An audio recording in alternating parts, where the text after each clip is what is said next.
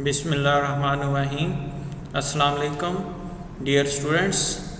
I am your lecturer Muhammad Al Hanwar in Sufa International College, and I will teach you the course Business Mathematics BBA 505, and this is our first lecture.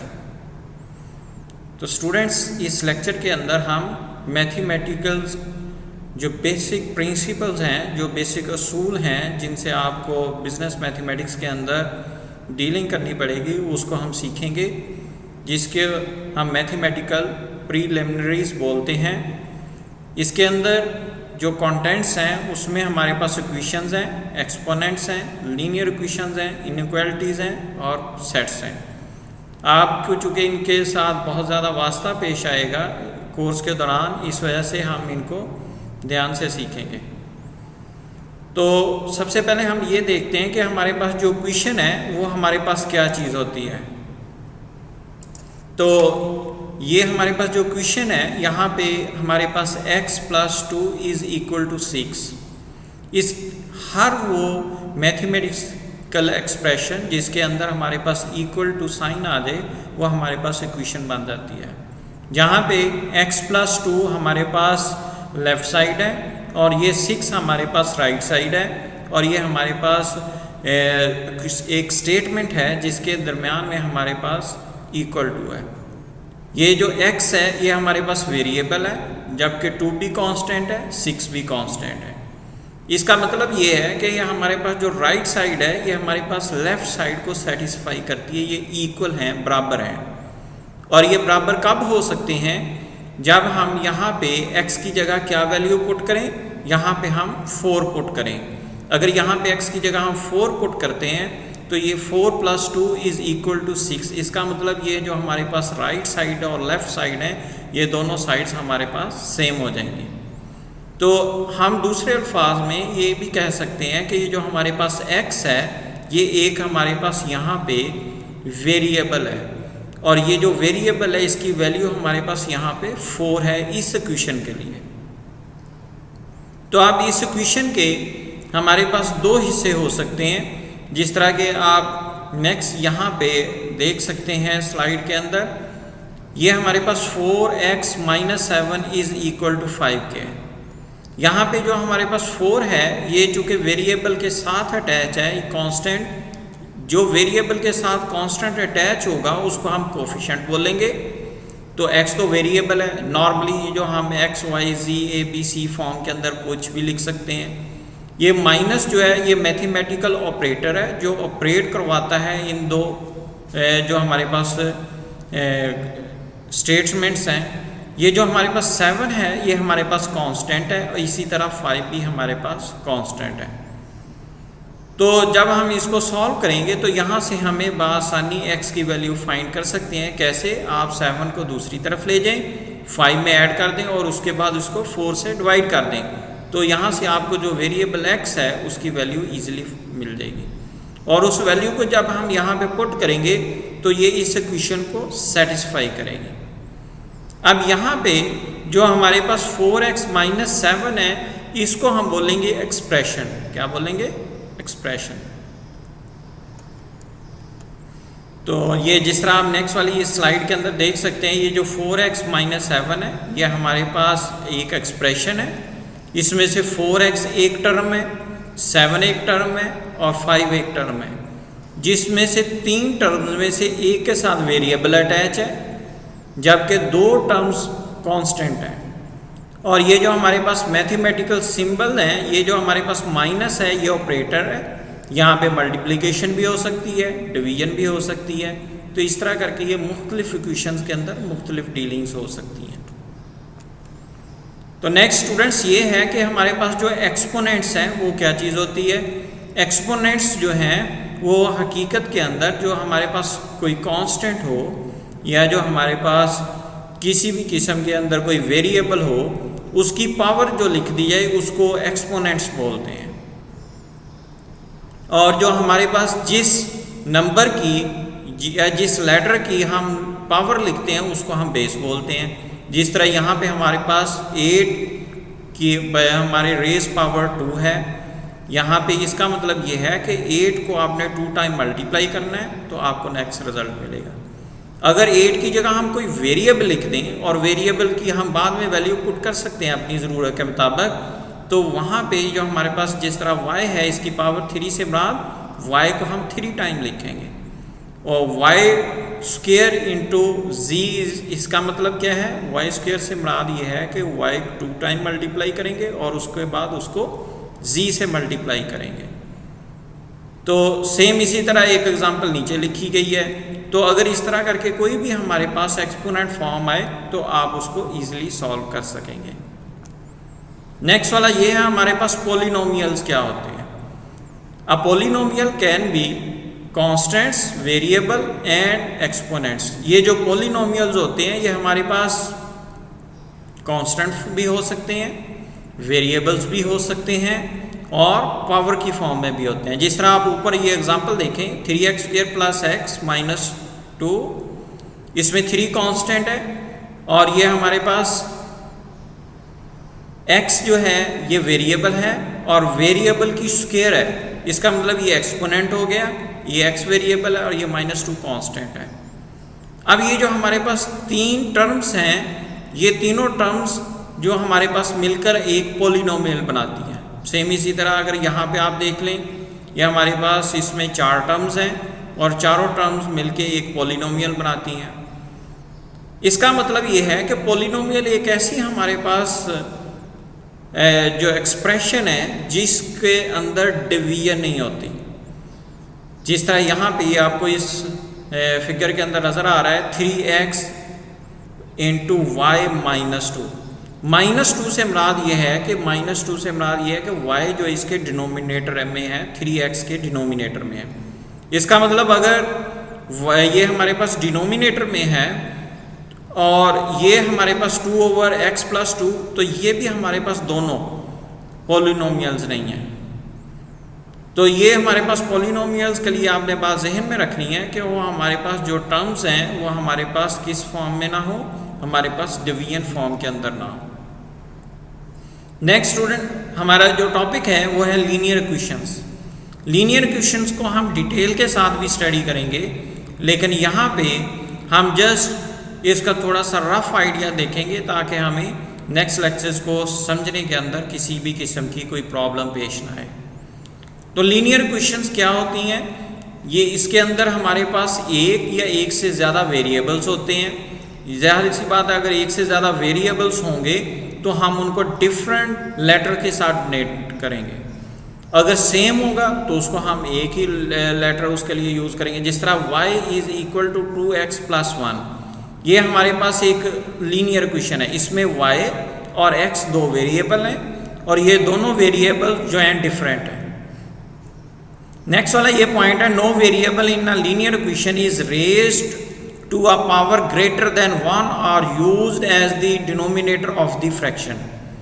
कि हमारे पास कोई भी variable जिस तरह x और y हैं, इसकी power जो है 1 से ज़्यादा नहीं होगी। जिस तरह यहाँ पे y की पावर भी 1 है, x की पावर भी 1 है, 1 से पावर ज़्यादा नहीं होगी। और दूसरी बात ये आपने जहन में रखनी है कि ये जो कोई भी वेरिएबल डिवीजन के अंदर नहीं आएगा, डिनोमिनेटर में नहीं आएगा। कोई भी हमारे पास जो टर्म है वो किसी भी वेरिएबल से डिवाइड नहीं होगी। और जिस तरह ये आप देख लें क्वेश्चन 5x = 6 + 3y, ये भी एक लीनियर क्वेश्चन है। y / 2 = 3 - x। अब इसके अंदर जो y को 2 से डिवाइड किया, 2 कांस्टेंट है, 2 वेरिएबल नहीं है, तो इसका मतलब ये भी लीनियर क्वेश्चन है। तो लीनियर इक्वेशन का जो ग्राफ है वो हमेशा स्ट्रेट लाइन होता है। ये चूँकि लीनियर लाइन से ही लफ्ज़ बनता है तो इस वजह से इसका ग्राफ जो है स्ट्रेट लाइन होगा। जिस तरह एग्जांपल के तौर पे y = 2x + 1 is a linear equation, और ये ग्राफ जो है y = 2x + 1 का जो स्ट्रेट लाइन ग्राफ है, ये आप जिस तरह ये देख सकते हैं ग्राफ स्ट्रेट लाइन बना हुआ है। इसका मतलब ये है when x increases, जब हमारे पास x को इंक्रीज करेंगे y increases twice as fast, so we need 2x। हमारे पास आप यहाँ पे देख सकते हैं कि जब x बढ़ेगा तो वह y जो है हमारे पास 2 गुना उससे ज़्यादा बढ़ेगा x के मुकाबले में, और फिर प्लस उसके अंदर आप एक 1 जो कांस्टेंट है उसको भी ऐड करेंगे, क्योंकि ये हमारे पास इक्वेशन ये कह रही है कि इसके अंदर आपने ऐड करना है 1। नेक्स्ट स्टूडेंट्स, जो हमारे पास लीनियर इक्वेशन है उसी से आगे इनइक्वालिटीज आती हैं। इक्वल होता है बराबर होना, और इनइक्वल जो आपका बराबर ना हो, सेम ना हो। इसका मतलब अगर वो इक्वल नहीं होगा तो वो लेस होगा या उससे ग्रेटर होगा। जिस तरह यहाँ पे हमारे पास सिंबल्स हैं, ये हमारे पास सिंबल है, सिंबल ये हमारे पास ग्रेटर देन, और साथ इसके हमारे पास इक्वल का भी है, ये ग्रेटर देन और इक्वल टू भी लिखा जा सकता है। और ये इसका मतलब ये है x इज़ ग्रेटर देन और इक्वल टू 1, यानी कि यहाँ पे अगर हम कोई नंबर लिखें x, वो हमारे पास क्या होना चाहिए, 1 के इक्वल होना चाहिए या उससे बड़ा होना चाहिए। और ये हमारे पास सिंबल जो है लेस देन का है, लेस देन और इक्वल टू। इसका मतलब ये जो हमारे पास y है ये हमारे पास 3 से लेस होना चाहिए या उसके इक्वल हो सकता है। यानी कि यहाँ पे अगर आप कोई वैल्यू पुट करना चाह रहे हैं, या तो आप उसको 3 पुट करें या 3 से कम करें, यानी कि 2 पुट करें, 1 करें, -1 करें, ये उसके लिए सेटिस्फाई होगी इनइक्वालिटी। उसके बाद हमारे पास सिंबल्स हैं। ये सिंबल्स को अपने ज़रा गौर से समझ लेना है, क्योंकि हमें बार बार इनकी ज़रूरत पेश आएगी इक्वेशन बनाने के अंदर। जब मैथमेटिकल फॉर्म लिखेंगे, किसी भी सॉल्व करेंगे टर्म को, तो उसके अंदर भी इक्वेशन लिखेंगे, इस वजह से आप इसको समझें। सिंबल जो है ये हमारे पास ग्रेटर दैन का सिंबल है, सिंपल इसको हम ग्रेटर दैन बोलेंगे, क्योंकि मैथमेटिक्स को हमेशा लेफ्ट साइड से पढ़ा जाता है। तो ये हमारे पास एक टर्म इधर लिखी होगी और दूसरी राइट साइड पे होगी। यानी कि अगर हम इसको पढ़ेंगे, हम पढ़ेंगे x + 3 इज़ ग्रेटर दैन 2, यानी कि x + 3 जो है हमारे पास बड़ा है किससे, 2 से। और ये हमारे पास जो सिंबल है ये लेस देन का है, और ये हमारे पास है 7x इज़ लेस देन 28, यानी कि जो हमारे पास 7x है ये हमारे पास 28 से लेस होना चाहिए। अब चूंकि आपको इसके अंदर कन्फ्यूजन ना हो, तो मैं आपको समझाने के लिए इस तरह भी कह सकता हूँ, जिस तरह हम L की लिखते हैं। L जो है हमारे पास इसका जो लोअर कॉर्नर होता है वो हमारे पास चूँकि लेफ्ट साइड पे होता है, तो आप इसको लेस इस तरह बोल सकते हैं, L से लेस, और उसका कॉर्नर का आप ज़हन में रख लें। लेकिन अगर इसके साथ आप एक जो लाइन है वो इक्वल टू की लगा दें, तो वो ग्रेटर देन और इक्वल टू हो जाएगा। इसका मतलब 5 इज़ ग्रेटर देन और इक्वल टू x - 1, और सेम इसी तरह जो हमारे पास लेस देन और इक्वल टू होगा, ये 2y + 1 इज़ लेस देन और इक्वल टू 7। उसके बाद अगर आपने इनइक्वालिटीज़ को सॉल्व करना है, तो जो ऑपरेशन आपने एक साइड पे करना है उसी तरह आपने ऑपरेशन दूसरी साइड पे भी करना है। आपने इसके अंदर कोई चेंजिंग नहीं कर रही, और इसको वैसे का वैसे ही आपने सॉल्व करना है, चाहे उसमें किसी भी किस्म के वेरिएबल्स हों। तो स्टूडेंट्स, उसके बाद जो हमारा टॉपिक आता है वो सेट्स से रिलेटेड है। सेट्स हमारे पास क्या होते हैं, अगर हमारे पास कोई भी चीज़ की कलेक्शन हो, अब उसमें जिस तरह आपका बैग है, उस बैग के अंदर हमारे पास बुक्स भी हैं, उसमें आपके पास कॉपीज़ भी हैं, और उसमें आपके पास पेन, मार्कर, ये चीज़ें भी हैं। तो ये आपका जो एक बैग है ये मुख्तलिफ चीज़ों का। तो नेक्स्ट स्टूडेंट्स ये है कि हमने ये चेक करना है कि जो हमारे पास ऑपरेशंस हैं सेट्स के लिए वो कौन कौन से हैं। इसमें जो हमारे पास एम्प्टी सेट है उसको फाई से लिखा जाता है, यानी कि कुछ सेट ऐसे होते हैं जिसके अंदर हमारे पास कोई एलिमेंट नहीं होता, उसको हम फाई से लिखेंगे। और कुछ हमारे पास अगर 2 सेट्स हों, अगर हमारे पास ए सेट है और बी सेट है, उन दोनों को हमने सभी को इकट्ठा करना हो, सभी के एलिमेंट सेम करने हो, तो हम उनको फिर यूनियन की फॉर्म में लिखेंगे। उसको यूनियन बोलते हैं, जो इस तरह करके यू के साथ लिखा जाता है, यानी कि x is the element of A और हमारे पास x is the element of b। Intersection क्या होगा, उनके दरमियान जो हमारे पास कॉमन एलिमेंट्स आएंगे, यानी कि इनका हमारे पास x और b के दरमियान जो हमारे पास कॉमन होंगे, यानी कि हमारे पास x is the element of a, and x is the element of b, ये यूनियन और इंटरसेक्शन में, यूनियन के अंदर और होता है और जो हमारे पास इंटरसेक्शन है उसमें एंड, यानी कि या आप x से ले लें या ये a से ले लें x को या b से ले लें, तो ये हमारे पास यूनियन हो जाएगा। लेकिन इंटरसेक्शन में ये है कि वो हमारे पास a से भी हो और b से भी हो। तो डिफरेंस क्या होता है, जो हमारे पास दोनों एलिमेंट्स का आपस में आप क्या कर लें, डिफरेंस ले लें, यानी कि x is the element of a and x should not be the element of b, कि हमारे पास x a का एलिमेंट भी हो और b का एलिमेंट ना हो।